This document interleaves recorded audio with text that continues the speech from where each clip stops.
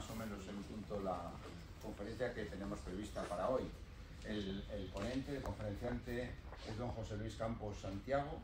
Él es oficial del Ejército en su vida profesional, en la reserva, y es también el preceptor de nuestra comunidad templaria. Somos la encomienda magistral del Temple y precisamente nos gusta llamarnos magistrales porque nosotros trabajamos.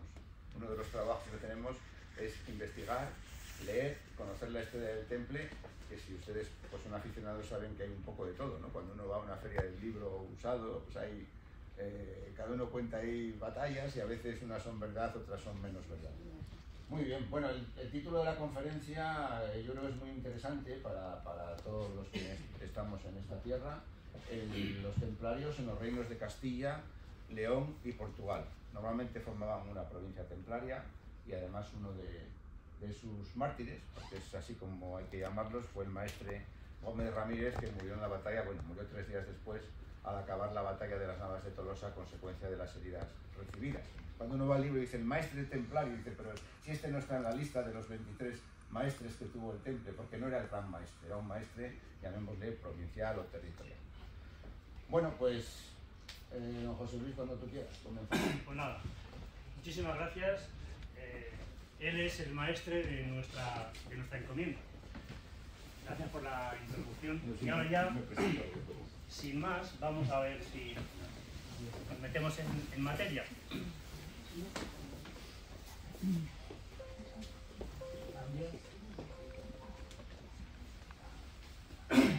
Bien,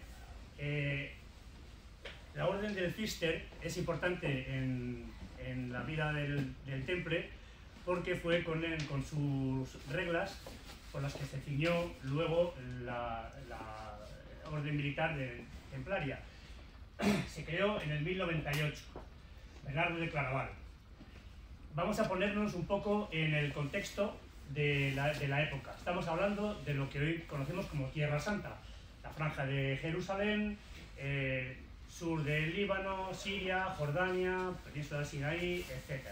Esto era Tierra Santa, pero estaba en manos musulmanas.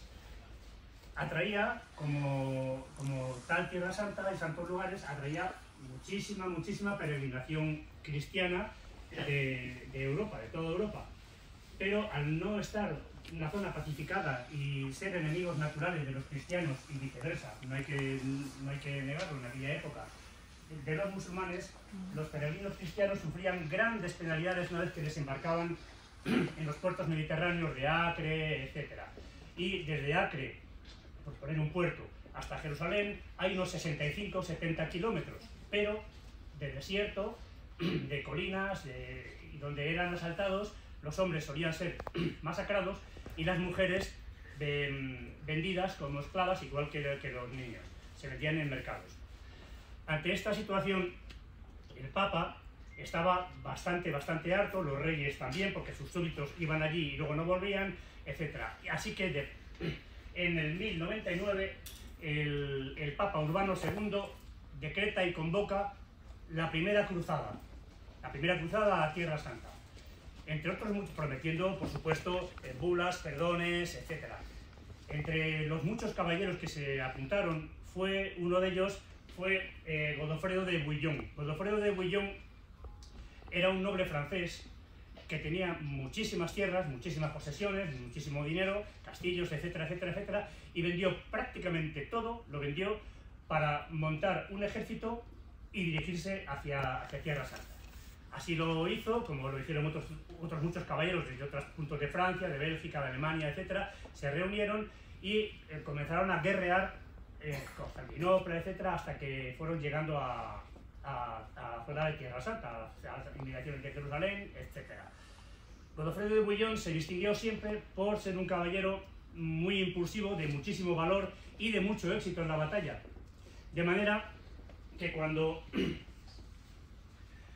Esto ya lo acabamos de verlo, he puesto esta diapositiva porque es un cuadro sobre el concilio de Trento, donde el Papa Urbano convoca la primera cruzada. Estábamos hablando de que, bien, los caballeros, al conquistar Jerusalén en el 1099, eligieron como rey a Godofredo de Bouillon, primer rey de Jerusalén. Godofredo de Bouillon dijo que no, que él no era quien para ser rey de Jerusalén, que ya Jerusalén tenía un rey, aunque estuviera enterrado allí. Y él se autoproclamó o sugirió que se le tratase como protector del santo, el defensor del Santo Sepulcro. Y con ese título es con el que se le conoció. Lamentablemente, su reinado solamente duró un año, porque en el 1100 este hombre falleció. Y fue su hermano, Balduino, quien fue nombrado rey. Este sí fue rey. Tenemos que seguir diciendo que los peregrinos no habían mejorado mucho su vida, porque, vale, Jerusalén estaba conquistada, otras ciudades y localidades de alrededor también lo estaban, pero los caminos entre la costa y los santos lugares no estaban tan seguros como debía, aunque había caballeros que las patrullaban, caballeros cristianos, pero seguían siendo sí, zonas muy inseguras, de forma que en el año 1118 y 1119 parte de esos caballeros que las patrullaban, Hugo de Payns y otros 8 compañeros de él, crearon una milicia que iba de un lado para otro, protegiendo, defendiendo, etcétera, etcétera, etcétera. Y como le pidieron al rey Balduino que les dejara un sitio para tener su cuartel, sus caballos, sus armas, descansar, comer, etcétera, el rey les proporcionó un ala del antiguo palacio de Salomón, hoy es la mezquita de Al-Aqsa, esa de la cúpula dorada. Bien, pues ahí tenían ellos en las caballerizas su cuartel. Como era el templo, eran caballeros del templo, se les conocía como, aunque ellos, su título era los pobres conmilitones de Cristo, pobres caballeros de Cristo. Pero el vulgo eran los templarios, los del templo. Bien, estuvieron 10 años patrullando, no solamente ellos, hay que decir que no solamente eran los templarios los que patrullaban esa ruta, digamos, había caballeros del hospital, caballeros Santo Sepulcro, etcétera, que también lo hacían, ¿de acuerdo? Pero estos hombres decidieron vivir como monjes y seguir las normas de pobreza, castidad y obediencia, de manera que solicitaron al Papa una regla religiosa. Esa regla se les concede en el 1129 en el Concilio de Troyes. En ese Concilio de Troyes se les autoriza a vestir un manto blanco sin cruces ni sin nada. ¿Veis? Arriba hay una cruz y abajo esa cruz es la cruz paté, la cruz del temple. Ahora la llevan, pero antes no. Estuvieron hasta el año 47, en 1147, sin nada. En el 1147 el Papa Eugenio II fue quien les autorizó a vestir sobre la sobreveste y sobre el manto la cruz. La sobreveste es esa túnica blanca que va desde el cuello hasta abajo, abierta para poder montar a caballo, y sobre ella se ciñe el cinto, tal y cual, esa especie de túnica, eso es la sobreveste. Pues allí llevaban la cruz y también en el manto. El primer maestre fue Hugo de Payns. En el Concilio de Troyes se le concede la regla y en el 1128 es cuando llegan ellos a... Pero no se viajaba como ahora. No cogieron un avión en Tel Aviv y aterrizaron en París. No, para nada. Ya sabéis que antes se iba a caballo, se iba con gente que iba con carros, etcétera, o sea que duraban los viajes meses. Esta gente salió seguramente de Tierra Santa, quizá el año anterior, en el 1127 o 1126, y así como Hugo de Payns y un caballero se quedó en Troyes para el concilio, otros continuaron su viaje y continuaron al sur de Francia, explicando qué era lo que hacían a los nobles, cruzaron Pirineos, vinieron aquí al Reino de León, al antiguo Reino de León, y al norte de Portugal, que antes en esa época pertenecía al Reino de León. Entonces, y ahí fueron recibiendo donaciones, ayudas, etcétera, incluso antes de tener la regla del Concilio de Troyes. De hecho, en el 1128, un año antes de que se le concediese la regla, en Portugal, la condesa Teresa de Portugal, que era hija del rey de León y de una amante que tenía, esta señora les cedió el castillo de Soure, y luego después de ese otros más, en Longroiva y en Fera, la zona de Tomar. Tomar es una zona que está en el centro, un poquito al norte de Coimbra, y porque Coimbra fue después, todavía no, pero fue más tarde la capital de Portugal, no fue Lisboa. La razón es que Imaginad, la península ibérica, de la mitad para abajo, era musulmana. Estaba todavía la reconquista por esa zona de Toledo, Madrid, Coimbra, como he dicho, etc. La zona de Tomar se la concedieron a los templarios. De allí sacaban ellos dinero, portazgos, pontazgos, derecho de paso de barcas por los ríos, etc. Y de cosechas y tal. Y en Tomar construyeron ellos luego su sede provincial. Hicieron un castillo enorme y ahora Tomar, ese pueblo, esa pequeña ciudad, celebra una vez al año una gran fiesta templaria donde no es posible ver a nadie vestido como nosotros. Casi todo el mundo va medieval. Bueno, lo han asumido como en Valencia de las Fallas o en cualquier otro sitio, otra fiesta, en ese pueblo. Bien. Por supuesto, en la zona de aquí, de la península, pasan al Reino de Aragón y allí Ramón Berenguer III y IV les conceden tierras, castillos, etcétera, etcétera. Pero, ¿por qué les hacían esto? Bien, los templarios eran básicamente guerreros, aunque eran buenos economistas y eran buenos navegantes, etcétera, pero básicamente eran guerreros que rezaban. Entonces, ¿qué pasaba en la península ibérica? Pues que había guerras continuas en las fronteras con los musulmanes, de forma que casi todas las posesiones que se le fueron dando fueron en la frontera, digamos que un poquito regalos envenenados. ¿Qué quieres? ¿Un castillo? No te preocupes, toma, ahí lo tienes, el castillo. Pero claro, era un castillo que estaba sufriendo entradas y salidas musulmanas cada 2 por 3. Y era parte de la defensa de esos marqueses, de esos Ramón Berenguer, etc. El castillo de Monzón, Grañén, Barberá, etc. estaba todo en frontera árabe. Monzón, si alguien lo conoce, es un castillo enorme, es ese de ahí de la fotografía que hay detrás, es un castillo enorme que tiene muchísimas entradas y salidas por debajo del cerro, etc., que luego hablaremos de ellas también. En el Reino de Aragón, en el 1134, muere el rey, Alfonso I el Batallador. Alfonso I el Batallador tenía, lógicamente, descendencia de su sangre. Bueno, pues vamos a juntarnos todos en el notario y vamos a ver qué nos cae. Sorpresa, no les cae nada. Al abrir el testamento, el rey había dejado todo su reinado a las órdenes militares. Temple, el hospital, etcétera, etcétera. Claro, ¿qué pasa aquí?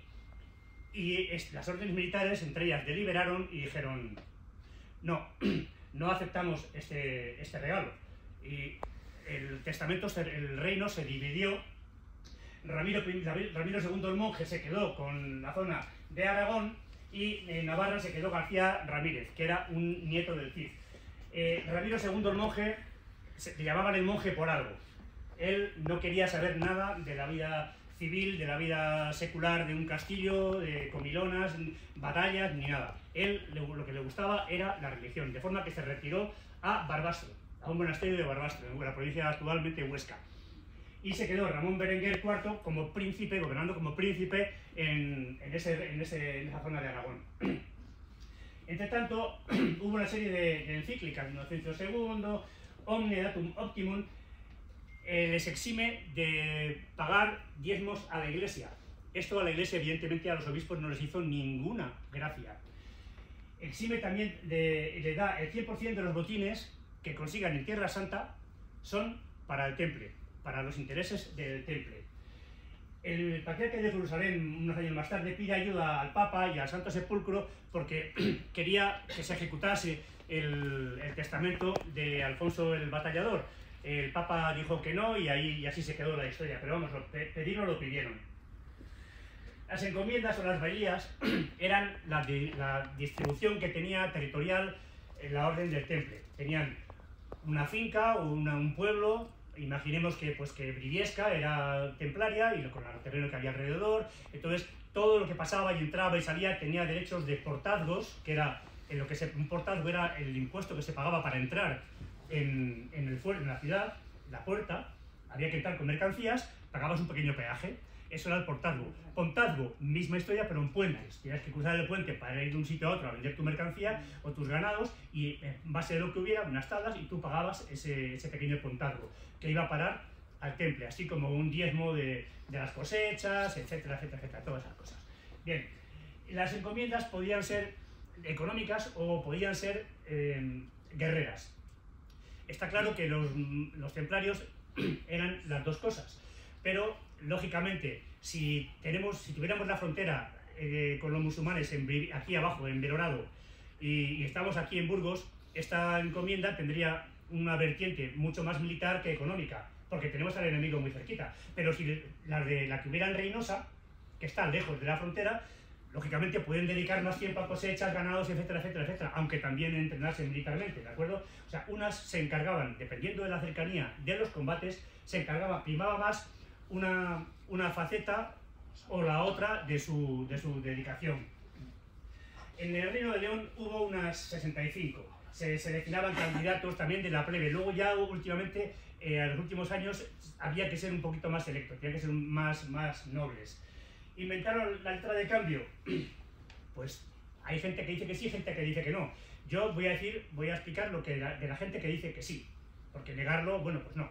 Pero la gente que dice que sí se basa en un hecho, y es que un comerciante de París que quiera ir a Damasco a comprar terrenos, encargarse un barco porque quiere navegar por el Mediterráneo y ahí hay unos astilleros estupendos, tiene que llevar dinero.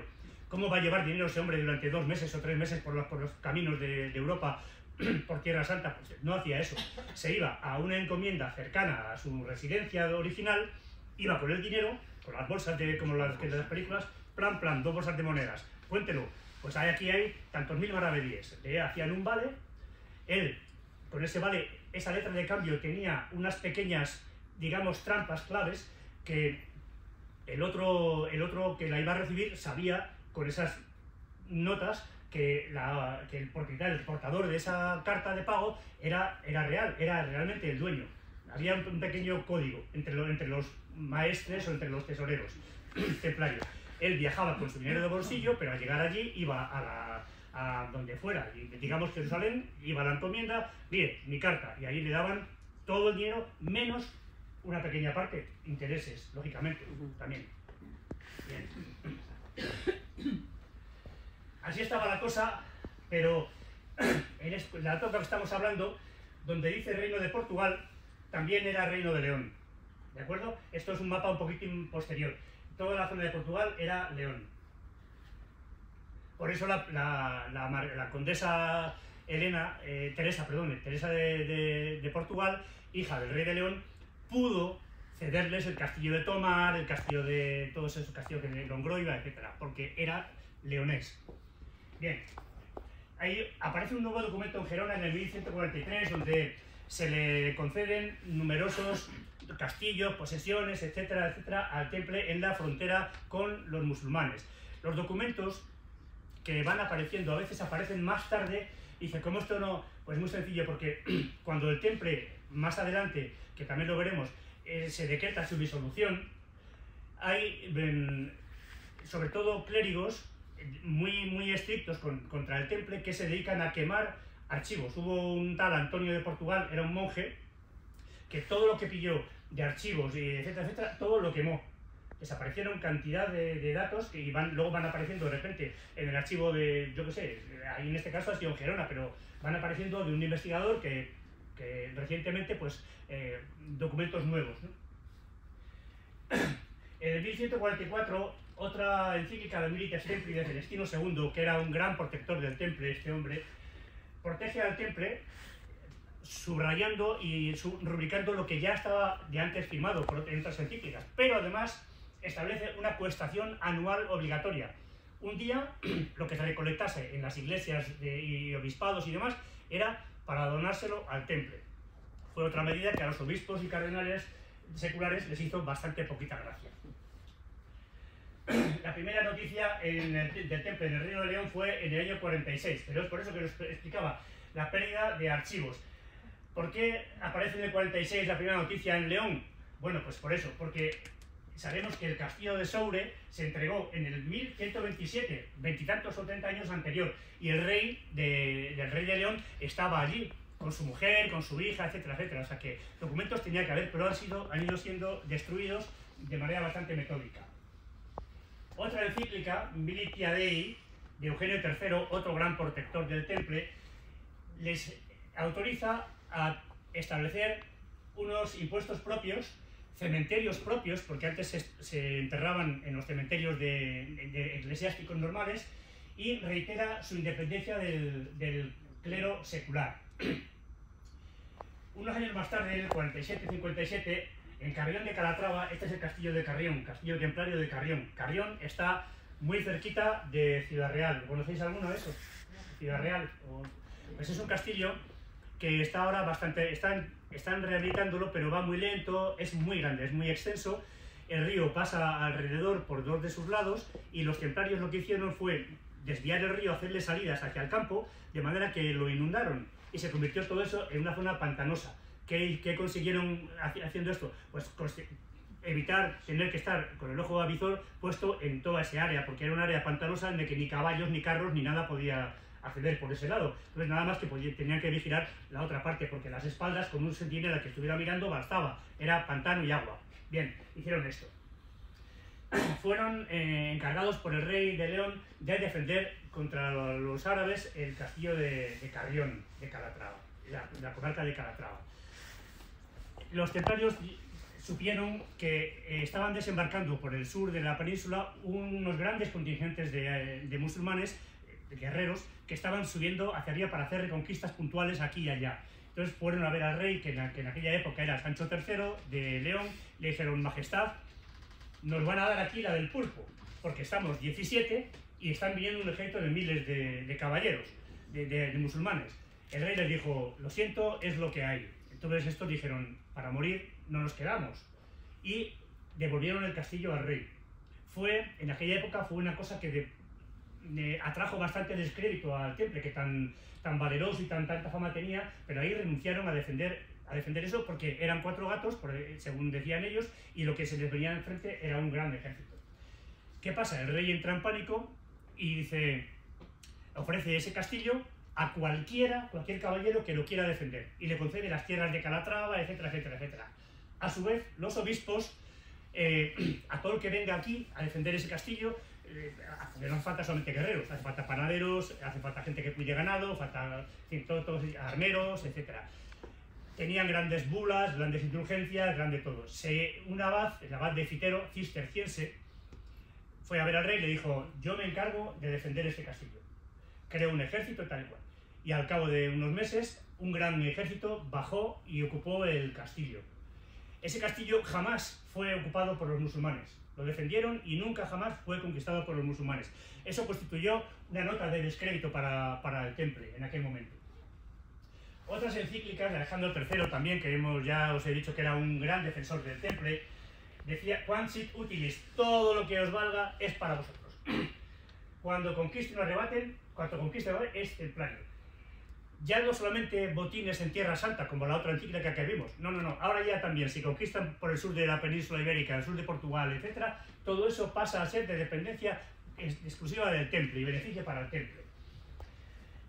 No hay datos de primera vez sobre el temple en Aragón, en León, pero es por eso. En el 1100, de la quema de archivos. En 1178, Fernando II de León permite al temple instalarse en Ponferrada. La Pons Ferrata.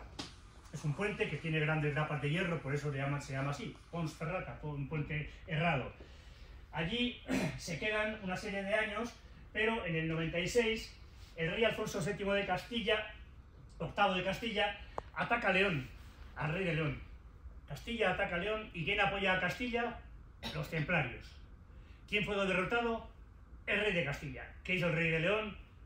Trae para acá Ponferrada, majo. Te has quedado sin Ponferrada, y los echó de allí, aunque unos años más tarde se lo devuelve otra vez, hace las paces con el temple y se lo vuelve a dar el castillo. El castillo, si no conocéis eso, merece muchísimo la pena verlo, porque está muy bien restaurado y es una preciosidad. Está en un entorno muy bonito. En Alcañices, Zamora, que es un pueblo pequeñito de la provincia del que yo vengo, que está en la frontera de Portugal, la gente de mi pueblo va andando en verano, pasea hasta Portugal y vuelve. O sea, son 2-3 kilómetros lo que hay. No hay datos del establecimiento del temple en Alcañices, por la misma razón. Y diréis: ¿por qué como eres de Alcañices, a soltar el rollo de Alcañices? No, es que Alcañices probablemente fue la sede templaria de la provincia de León. Y veremos ahora también por qué. La primera fecha que se conoce fue en agosto de 1204, pero en el 1126 ya se cree que estaban allí los templarios. Recordemos que en el 1127 se les dio en Portugal el castillo de Tomar, Soure, etcétera, etcétera. Bueno, el castillo no, Tomar, la región de Tomar. El castillo lo construyeron ellos. El maestre Nuño Froilaz recibe en el castillo de Alcañices al rey, al obispo de Santiago de Compostela, al hijo del rey, etcétera, etcétera, etcétera. ¿Qué venían a hacer? La Orden de Santiago desde siempre había tenido pretensiones sobre el castillo y la fortaleza de Alcañices. Entonces convencieron al rey y fueron ahí a decirle al maestre templario: la fortaleza para la Orden de Santiago, por favor. Y así tuvieron que hacerlo. Acató la orden, le entregaron la fortaleza a la Orden de Santiago y se marchan de allí a otras encomiendas. 7 años más tarde, el mismo rey, por la razón que sea, yo no sé por qué, se la quita otra vez a la Orden de Santiago, la plaza de Alcañices, y se la devuelve al temple. Pero antes del temple solamente era lo que es el cerrete con el castillo. Eso era del templario, el resto no. El resto era del rey, de los obispos o de quien dependiera. Sin embargo, hay una frase de la devolución, en el documento de devolución, que dice: et restituo eis etiam Alcañices cum omni suo termino, y dice abajo que fuit sua.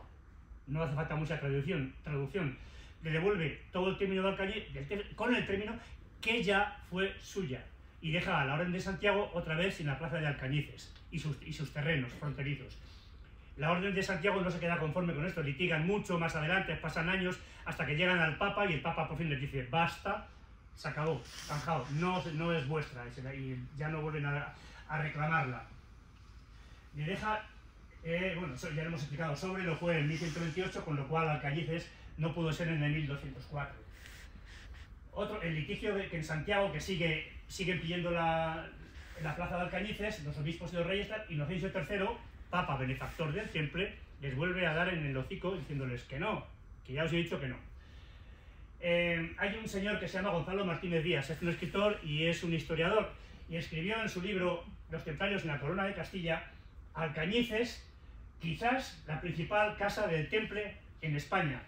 Y más adelante dice: importantísima fortaleza portuguesa en la frontera portuguesa del reino. ¿Por qué dijo esto? Porque había suficientes indicios como para pensar que Alcañices lo era. No se va a un pueblo pequeñito una y otra vez, los reyes, porque sí. Si vas es por alguna razón. Hubo 2 capítulos provinciales de la Orden. Uno fue en el 1255, y otro fue en el 98. Un capítulo provincial de la Orden es como si ahora me dijeran que se celebra un Consejo de Ministros y lo celebran aquí en Quintana Dueñas. Lógicamente no. Si hay un Consejo de Ministros, lo celebrarán en Madrid. Y si se celebran en Valladolid es porque la sede del gobierno está allí. No se celebra por otra razón. Estos consejos se celebraron los 2 en Alcañices. Y luego, un buen día de 1297, en Alcañices, imaginemos que estamos en el castillo, y de la parte portuguesa vemos llegar una comitiva real, que llega con sus pendones, con sus caballeros, con los carros, con todo. Viene el rey de Portugal, el rey Diniz. El rey Diniz llega con su familia, etcétera, y se establece en el castillo templario bajo la protección de la Orden del Temple. No sé si un día antes, un día después, o 3 días después, o 3 días antes, por la parte de Castilla, aparece otra comitiva real. En esta ocasión es la de el rey Fernando IV de Castilla, que era un criajo así, era un niño, y venía con su madre, la reina regente, la reina María de Molina, la reina madre. Era la reina regente, el otro, el chiquitín, era un niño. Entonces firmaron el Tratado de Alcañices. ¿En qué consistía este tratado? Está guardado aquí en Simancas. Ese tratado establece las fronteras definitivas aceptadas por ambos países, de las fronteras que los separaban. ¿Por qué? Porque antes no estaban definidas. Entonces, de repente, un caballero portugués entraba a saco y se llevaba un rebaño de ovejas de España. O al revés, un caballero castellano entraba en Portugal y arrasaba allí con ganado y con todo lo que había. Entonces dijeron: vamos a parar esto. Bastante guerra tenemos en el sur con los musulmanes, para que encima aquí andemos distrayendo tropas para vigilarnos a nosotros mismos. Vamos a firmar las nuevas fronteras. Los geógrafos establecieron fronteras nuevas. ¿Qué hicieron? pues seguir, no había tampoco GPS, ni láseres ni nada, de forma que línea de crestas, accidentes geográficos. Se enlaza con un río, seguimos el río que nos viene bien, a partir de aquí, pues este camino real hasta no sé dónde, luego seguimos otra vez con la línea de crestas, de montañitas, tal. Esto dio lugar a situaciones peregrinas, porque la línea de crestas, de repente, una ciudad pequeñita española, castellana, pasa a caer del lado portugués y viceversa. Ciudades portuguesas pasaron a ser parte de España. O cosas también tan graciosas como un pueblo zamorano que se llama Rionor del Puente. Este pueblo es una aldea. No sé si debe tener, no sé, 70 habitantes, una cosa así. Bien, este pueblo era español. El río pasa un río muy bonito, el pueblo es una preciosidad. Y hay un puentecito romano de un solo ojo, como que hay en Galicia, ese de Asturias, que pasa del Sella, ese que vemos siempre con la cruz colgada, de ese estilo, pero más chiquitín, ¿no? Y de repente, mira tú por dónde, por el río, plas, la frontera. Muy bien. Ahora esa parte, que la parte del oeste del pueblo es Portugal, la parte este del pueblo sigue siendo castellana. En la práctica, ¿qué sucedió? Absolutamente nada. Los que vivían allí siguieron viviendo allí, los que tenían ganado y tierras allí siguieron viviendo, y luego ya con el tiempo se fueron cambiando, pero lo normal en toda esta zona, también lo sabréis que en Galicia, en las zonas fronterizas, pasa lo mismo. Hay una gran permeabilidad de propiedades, unos españoles que tienen tierras en Portugal o ganado, portugueses que tienen así a su vez aquí cosas, y no pasa nada. Ha habido siempre muy buena sintonía entre la ciudadanía de un lado y otro de esa zona de la frontera que le llaman la raya con I latina, somos rayanos allí. No hubo ningún problema, pero lo cierto es que ahora Rionor del Puente se llama Rionor tal cual, y los portugueses llaman Río de Honor, separado, Río de Honor, con H, y nosotros es Rionor, todo junto, sin H. Bien, ya tenemos la frontera determinada, fenomenal. ¿Cómo hacemos que esto dure en el tiempo? Muy sencillo, vamos a hacer enlaces matrimoniales entre nuestros hijos. Entonces, el rey portugués no trajo por casualidad a su hijo Alfonso, a su príncipe Alfonso, que era el heredero de Portugal, lo trajo porque habían apalabrado boda con la infanta Beatriz de Castilla, y a su vez el rey Fernando IV, niño, apalabró boda con la princesa Constanza y la infanta Constanza de Portugal, que no era la heredera de la corona, porque él no era el príncipe Alfonso, pero era de la familia real. Esas bodas en su día se llevaron a término, y eso hizo que perdurase durante muchísimo tiempo los tratados que ahí se firmaron, esas dos bodas. Y las fronteras siguieron permanentes. De hecho, ahora esas fronteras siguen inalteradas. Me han dicho que, o he leído en una parte, que en algún pequeño punto se ha modificado pues por alguna razón ulterior de ahora, de tipo moderno, pero la frontera que se determinó en el Tratado de Alcañices se mantiene hoy, básicamente.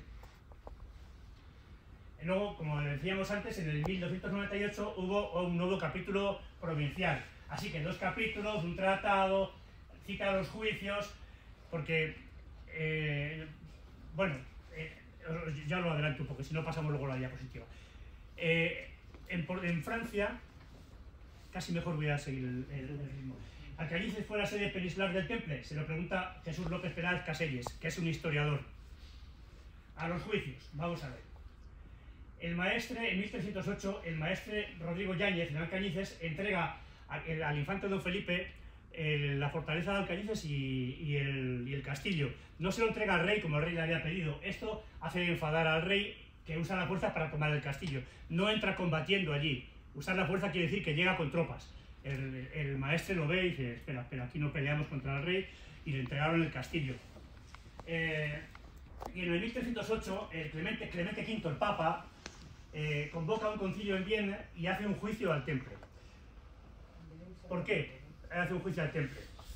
Bien, vamos a ir ahora al reino de Francia. En Francia estaba Felipe IV, Felipe el Hermoso. Y su papa era el Papa de Aviñón, Clemente V, un papa francés también. El rey le debía dinero al Temple, lo que no está en los escritos.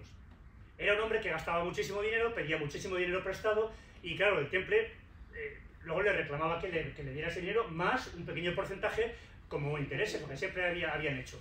Llegó un momento en el que el montante de la deuda del rey francés era tan astronómicamente elevado que no podía devolverlo, aunque tuviera 4 vidas. ¿Qué hizo? Muy sencillo. pues lo que hago es que voy a ver si destruyo al temple, lo acuso de las mayores herejías, de todas las barbaridades habidas y por haber, con el apoyo de Clemente V, que para eso es mi papa de bolsillo, y lo acusaron de sodomía, lo acusaron de escupir, perdonad, orinar sobre la Sagrada Forma, pisarla, todas las barbaridades que se os ocurran y las blasfemias más horrorosas que se os ocurran mucho más en aquella época, de todo eso acusaron al temple. De forma que se urdió un plan secreto para hacerse con todas las posesiones y detener a todos los templarios. Eso en Francia se llevó a cabo milimétricamente. Fue Guillermo de Nogaret el que se encargó, que era el segundo de a bordo de secretario general del rey, se encargó de coordinar toda esta operación en secreto, y una noche los cazaron a todos como a conejos. Vale. El Papa fue un viernes 13 de 1307. El Papa Clemente decreta esa orden de detención y el rey saquea el temple. Se lleva, dicen, 100 toneladas de plata y oro, 800 castillos. Castillos. No solamente se llevó castillos, se llevó todas las posesiones, es decir, plazas que no estaban fortificadas, se llevó terrenos, se llevó ganado, se llevó todo. En cuanto a castillos, se calcula que en Francia, solo en Francia, se quedó con 800 castillos y detuvo a todos sus moradores. Nadie levantó una espada contra la tropa del rey. Los detuvo. ¿Seguimiento de la orden diverso en Francia? Sí. Pero en España, vamos a hablar así de España, teniendo, como ya sabiendo que es León, Castilla, Portugal, pero aquí en la península ibérica no se les apresó ni se actuó contra ellos con tanta rapidez o energía. ¿Por qué? Porque aquí, chicos, no tenían mala fama. Aquí, primero, no se les debía dinero, y sí se les debía agradecimiento. Habían estado peleando con los reyes de forma leal y honesta muchísimo tiempo. La gente los quería, la población los quería, habían ayudado a muchísima gente también. No tenían esa fama, no se podían creer aquí los reyes ni la gente que eran tan iconoclastas y tan salvajes como dicen en Francia. Por esa razón, aquí no se les persiguió. Sí, un poquito con más energía en Aragón, porque el rey de Aragón era pariente del rey de Francia. Entonces ahí, por aquello de la familia, le hizo un poquito más de caso y tal. Y en Monzón de Cinca, ese castillo tan grande que vimos, ahí fueron cercados, sitiados, etc. Bueno, en el 1308 el Papa, viendo que la península ibérica no se le hace mucho caso, lanza otra encíclica, Ad omnium fere notitiam, que todo el mundo lo sepa. Y ordena al rey Fernando IV de Castilla detener tal cual. Pero aquí en realidad no se hizo eso. Lo que se hizo fue citarlos a unos juicios. Se los citó a juicio en Medina del Campo, a todos los templarios. Y los emisarios reales, cuando fueron a ver al maestre de la provincia del Temple, aquí en Castilla, en León, fueron a Alcañices. Fueron a la sede del Temple. Por eso los autores y historiadores piensan que Alcañices pudo ser la sede del Temple. No hay ningún documento que lo diga, pero por los indicios y las noticias que hay, sí que creen que podría perfectamente haberlo sido. El Concilio de Viena declara el Temple disuelto, sin veredicto de culpabilidad, ojito, sin veredicto de culpabilidad, lo disuelven. El concilio dijeron que fue ecuménico, no lo fue porque un concilio ecuménico es que citas a todos los obispos. Ahí solamente citaron a los obispos que les eran afines, los que sabían que iban a votar sí a lo que dijeran ellos.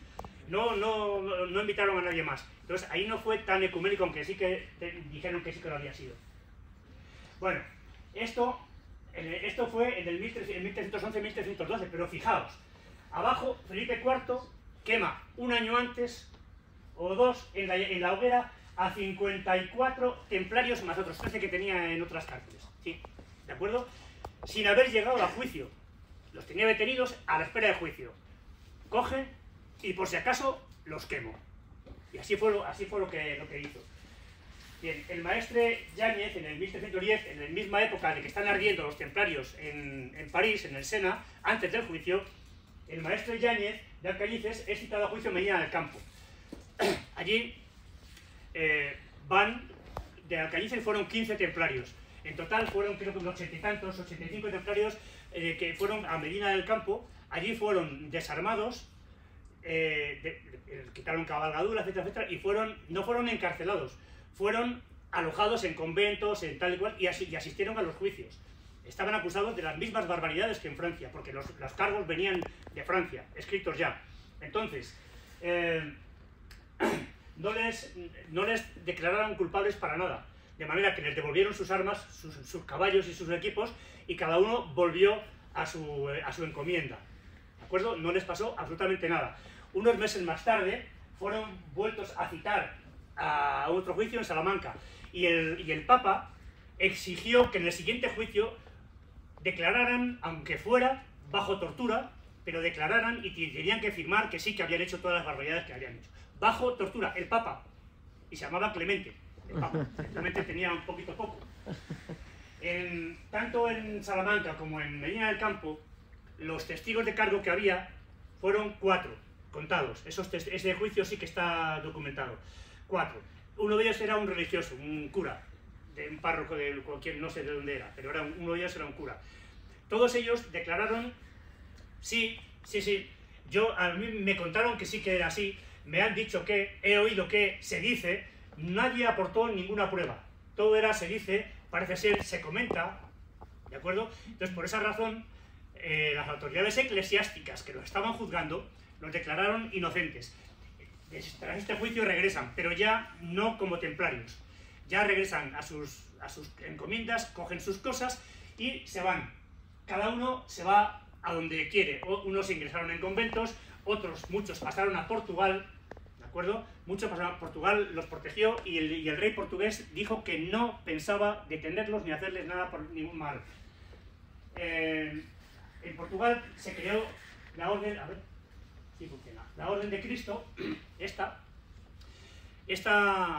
orden fue creada por el rey Dinis, que fue el que vino a Alcañices con sus hijos para casarlos y para hacer firmar el Tratado de Fronteras, y este rey los protegió, de forma que cuando el Papa volvió a decirle, oye, ¿por qué estás acogiendo templarios? Y dijo, no son templarios, y creó el rey creó la Orden de Cristo. O sea, era la orden, el mismo nombre que originalmente tenían los pobres caballeros de Cristo, Orden de Cristo. Y los protegió. Estuvieron con el rey, bueno, no con ese rey, evidentemente, unos 2 siglos con el rey portugués. A ver si cambia. Ahí. Le juran obediencia al rey. La regla es la de San Benito con las normas de la Orden de Calatrava. La Orden de Calatrava, que fue la que consiguió el abad de Fitero al defender Calatrava, etcétera, etcétera, etcétera. Pero, ¿qué pasa? El abad de Fitero, que venció en Calatrava, o que no se dejó vencer en Calatrava, este hombre era cisterciense. Las reglas eran las de San Bernardo de Claraval. Y las normas de Calatrava, cuando hicieron usted, al abad de Fitero, va a ser el maestro de la Orden de Calatrava. Siguió con sus propias reglas, las reglas cistercienses. La Orden de Calatrava tiene las mismas normas que la Orden del Cister, la misma regla. La sede fue en Castromarín al principio, pero después cambiaron ya tenían hecho el castillo en la zona de Tomar y se fueron allí a Tomar. Estuvieron más de 2 siglos contra los musulmanes en la Reconquista, navegando con los reyes portugueses, etc.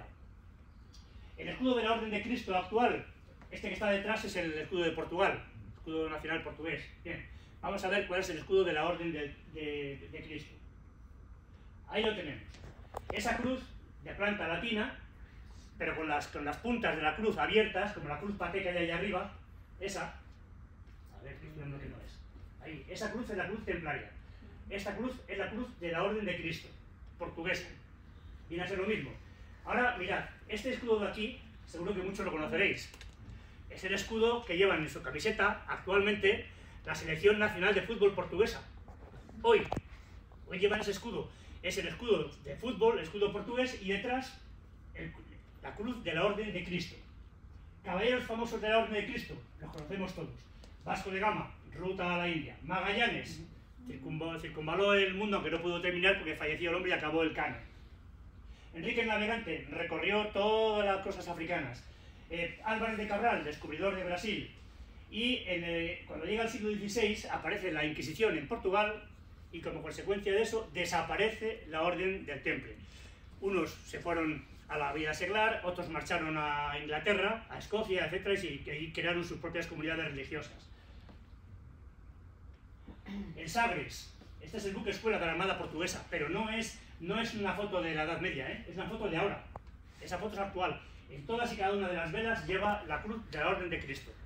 O sea, Portugal es un país en el que, como los templarios estuvieron durante 2 o 3 siglos allí con ellos, hay muchísimas localidades que son templarias, muchísimos castillos, y no hay nada de mala fama. En Portugal hay mucho interés por el Temple y mucho respeto por la Orden del Temple. De hecho, ya veis, el fútbol, la Armada Portuguesa, etcétera, todos tienen su escudo, vamos, todos no, hay muchísimos escudos portugueses de la Cruz del Temple. Bueno, a este tío de izquierda lo conocéis seguramente. Esto fue hace unos días en Miranda do Douro, en un pueblo portugués. Hubo una feria de cerámica, de cosas tal, y mi sorpresa fue que los Boy Scouts allí tenían en la bandera, también llevaban la cruz de la Orden de Cristo. Sorpresa, claro, automáticamente me fui con ellos, les hice una fotografía porque estaba preparando la diapositiva, y mira que bien me viene. Dad unos días esa fotografía. En Portugal hubo unas 26 encomiendas en total. La encomienda tuviera o no tuviera castillo, ¿vale? Posesiones portuguesas que pertenecían al Temple, unas 26. En el 1314, en el 13, se decretó que el Temple no era culpable de nada. En el 10 quemó este rey, el hermoso, Guaperas, quemó a 54 más otros tantos, los quemó. En el año anterior, en el 13, en el 12, se decreta la disolución de la Orden del Temple sin culpabilidad.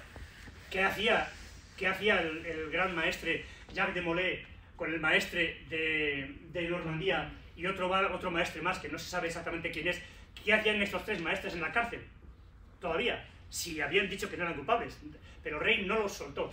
El rey le tenía una manía al Temple que no podía ni verla. Entonces, un buen día, el 18 de marzo de ese año, monta 3 piras debajo de la catedral de Notre Dame, a la orilla del Sena, monta 3 piras con sus postes y allí los ejecuta.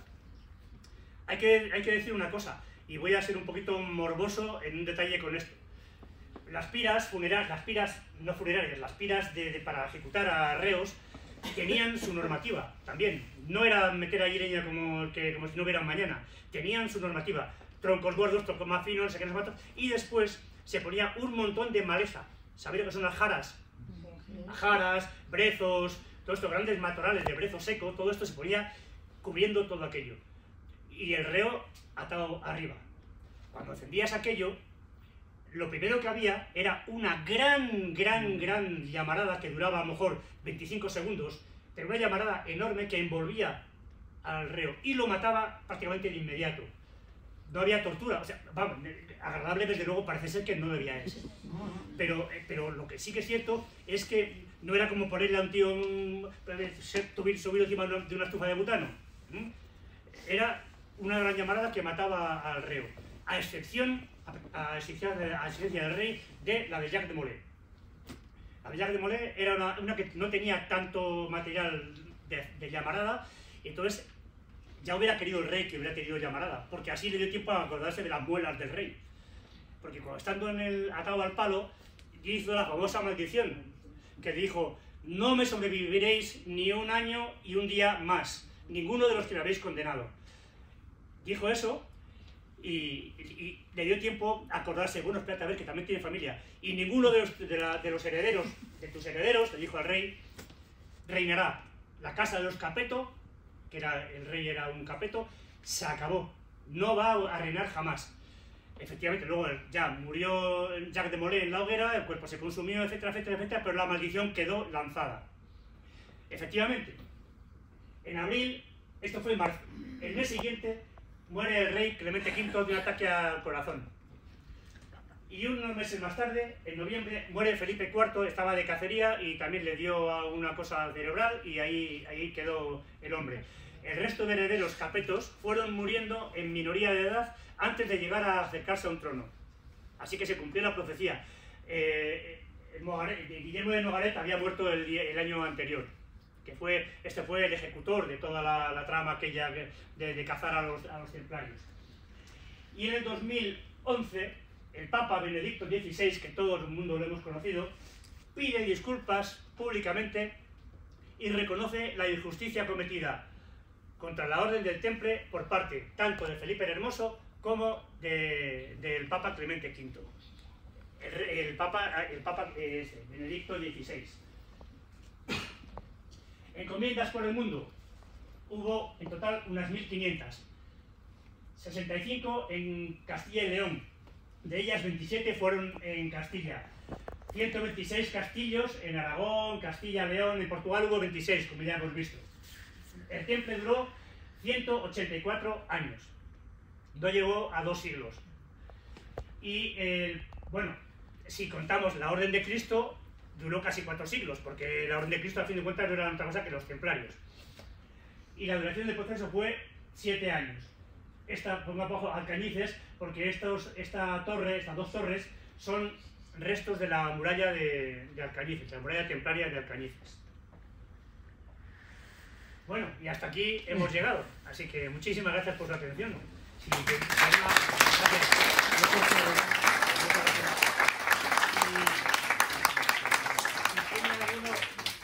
alguna pregunta y yo puedo contestársela, sin duda. Dígame. ¿A cuántas órdenes se repartió las posesiones del Temple? Bueno, Calatrava, San Juan y demás. Y también se fue a la orden de esta, la de la Cruz Verde, no me acuerdo cómo se llama. Están en Valencia, de Alcántara. Gracias, Mario. Se repartieron, sí. Puede decirse que la envidia pura y dura fue la principal causa del declive del Temple por parte de los papas y de la realeza. Yo no sé si la envidia. La envidia. Yo sí que diría que quizá fue la avaricia, Sí, y la imposibilidad física de devolver el dinero. O sea, si yo le debo a usted un montón de dinero y no puedo pagarle, a lo mejor me renta más. ¿Eh? Eso fue lo que hizo el Papa y lo que hizo el rey. El Papa solo obedeció al rey, no olvidemos eso. El Papa era un títere, era una figurita con unas cuerdas y el rey las manejaba. Así que, pero fue eso, yo creo que fue la avaricia, el no poder pagarle al Temple todo lo que le debía. La envidia, pues no dudo que no hubiera quien aplaudiera, porque claro, cuando las encíclicas van diciendo y las bulas pontificias, ya no le quieras pagar nada al obispo, ya al cardenal tampoco le debes dinero, ya todo lo que te quedes es para ti, pues claro, lógicamente simpatías iban despertando pocas en el clero secular, así que habría gente que sí, que diría, toma, pues ahora os jorobáis, ¿sabes? Pero yo creo que la causa del declive fue, más que nada, la imposibilidad física del rey de Francia de devolverles todo el dinero que les debía. Y por supuesto, su total falta de principios. Porque, claro, ¿a quién se le ocurre hacer una cosa así? Como no puedo, pues te mato, ¿no? Pero no, solamente hay que ver que incluso después de que se decretase porque el Papa Clemente V, él reconocía que era un títere en manos del rey, pero no podía hacer otra cosa, y a última hora sí que se le resistió un poquito, de forma que los bienes del Temple no fueron a parar al rey de Francia. Lo que pudo el rey echar mano cuando atacó la Torre de París y se llevó el dinero y las joyas y todo, eso pudo, pero luego al decretar la captura de todo lo demás y la resolución del Temple, fue a parar el botín del Temple, los bienes y posesiones fueron a parar a otras órdenes, como usted ha dicho, pero no fueron a parar al rey de Francia. No fueron a parar al rey de Francia. Así que yo no sé qué se me acaba de ir la idea que tenía. Vamos, que básicamente fue la cosa así, fue la total imposibilidad del rey de devolver el dinero. Y también la imposibilidad o la incapacidad de Clemente V de oponerse a los caprichos del rey francés. Yo también he oído que el Temple se estaba haciendo con un poder que al rey no le estaba gustando nada.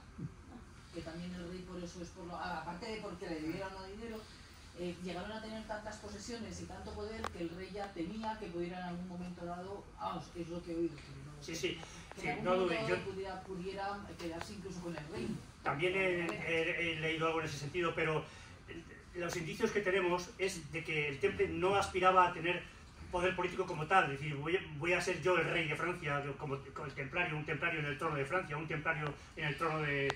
No era eso. Cierto era que eran un poder económico importante, Era un poder económico tremendamente importante e influyente porque tenían dinero y lo podían prestar a reyes, a señores, y también tener ellos su propio ejército, sus propios barcos, su propia...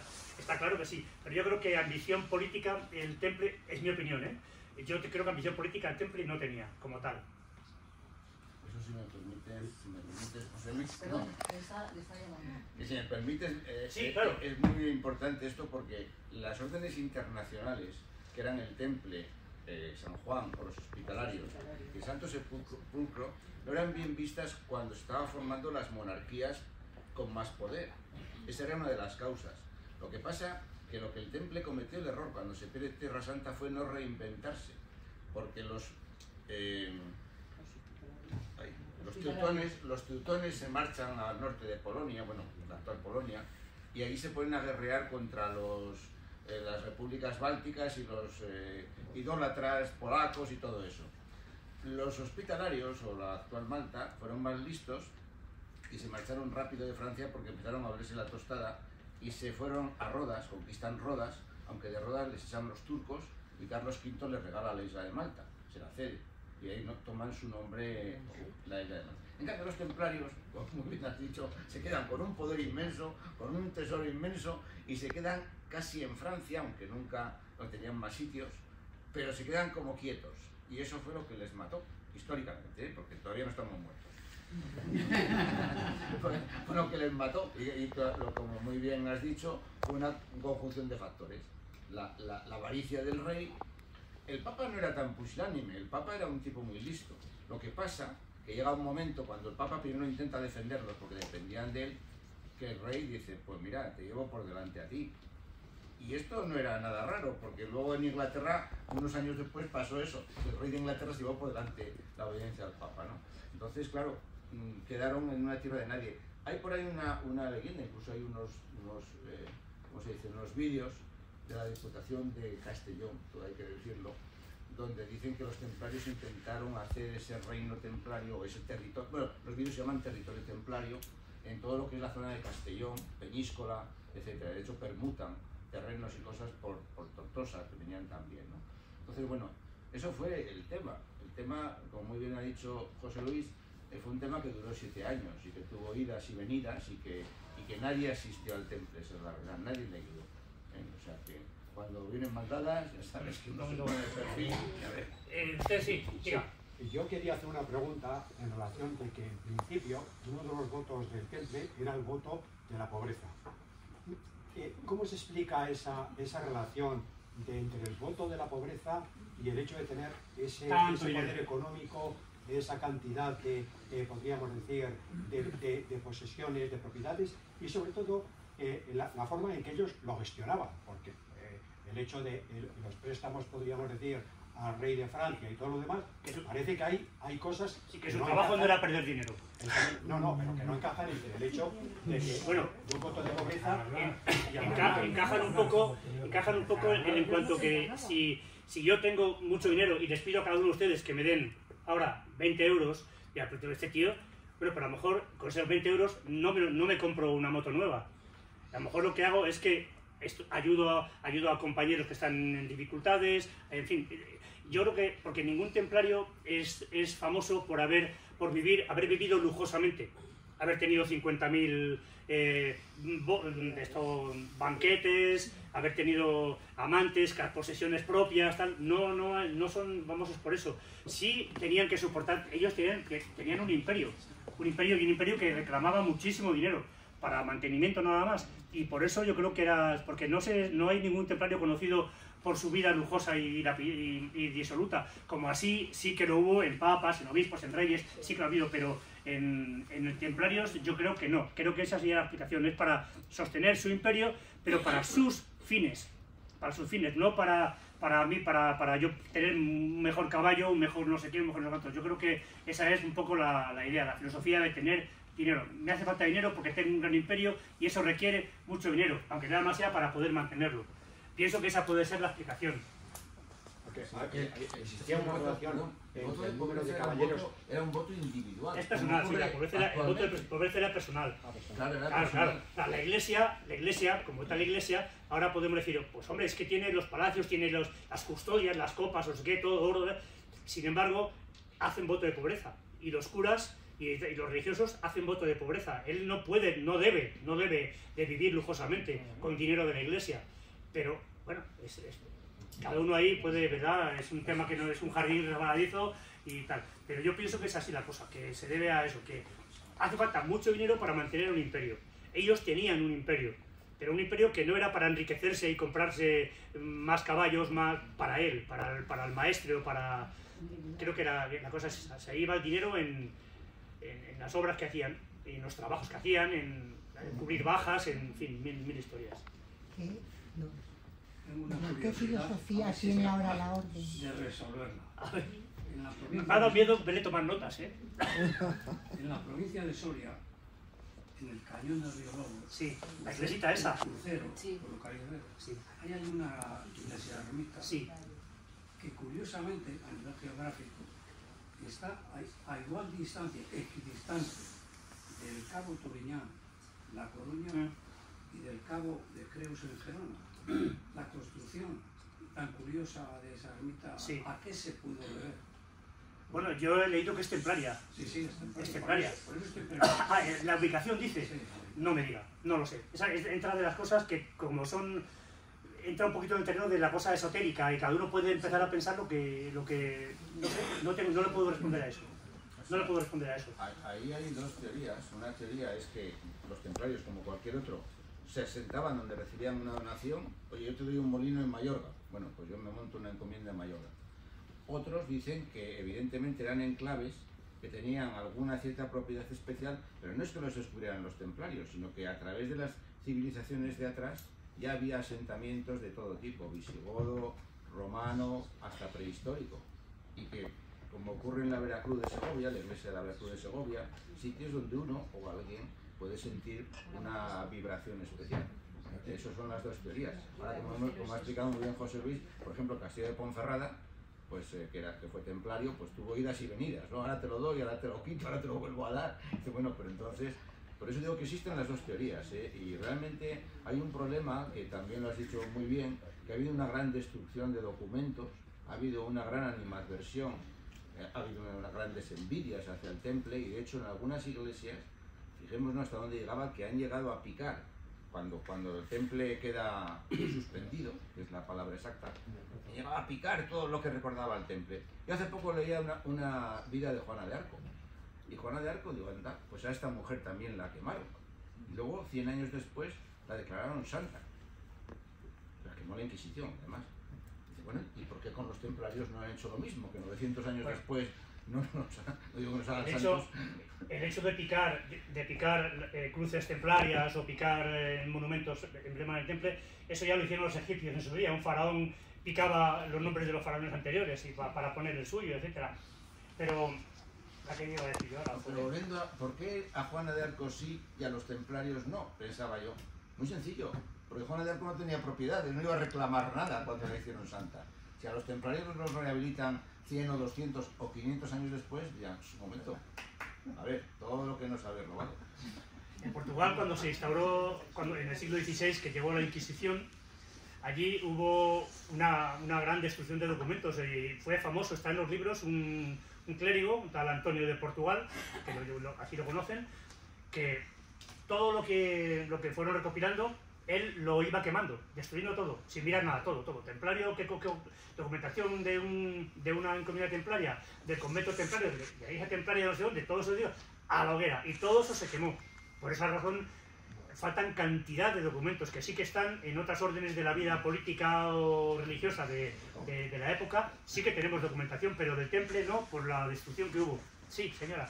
A ver, ¿qué filosofía actual tienen los templarios ahora? ¿Qué? ¿Filosofía tenéis ahora? Bueno, quizás le pueda contestar mejor mi maestre, pero yo le voy a decir lo que yo creo, yo como templario.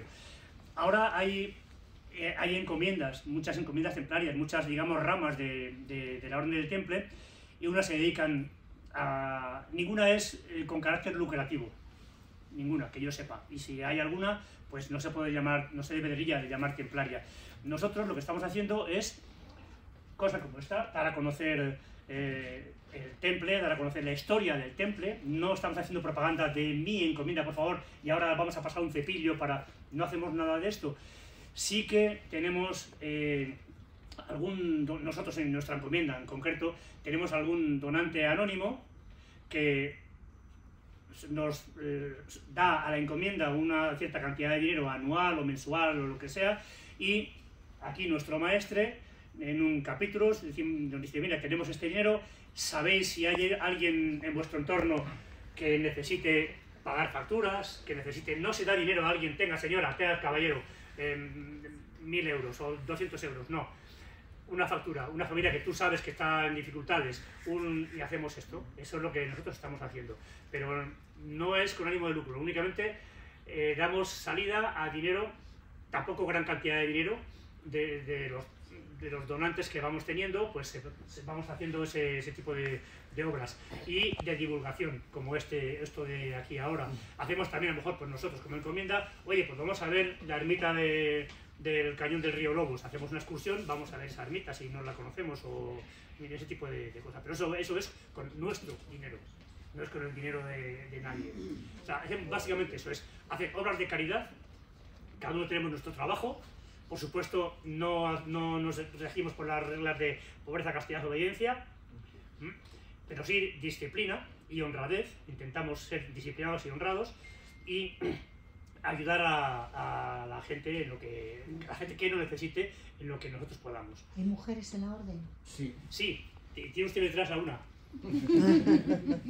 Vamos a ver, esta pregunta nos la hacen continuamente y es lógico además, ¿no? Porque, claro, los templarios fueron una orden que históricamente se extinguió en la Edad Media, pero luego realmente hemos continuado de diferentes formas y maneras.